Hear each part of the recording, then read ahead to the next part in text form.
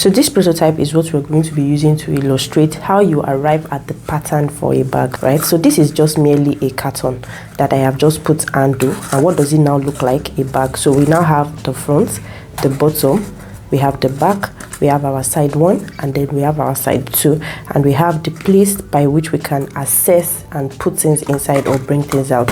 Same for a typical bag or any other kind of bag that you may find elsewhere. Now, like I said, this is just merely a carton, and we can see, if I restore the shape, you can see what it now looks like, a box.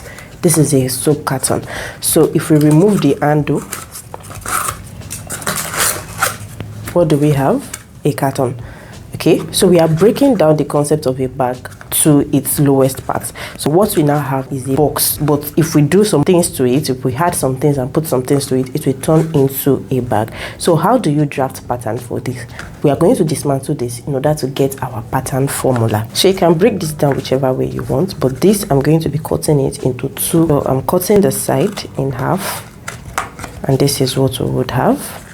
I also cut the second side in half, and this is what we would have. So in order to form a bag, this is the pattern that we need. Basically, this is the pattern that we need, and from this pattern we can recognize that from here to here is our front, this is our bottom, this middle part, that's our base, this part is our back, then this is half of side 1, half of side 1, half of side 1, half of side 1. So by the time this and this comes together, it will give us a full side, and it will form our bag for us. So you can see that this is just merely a carton, and this is the breakdown of our pattern. So our formula now is now going to be half of side 1 plus front, that's the length, this is the length of your bag, right? How long? This is the length, and half of side 2.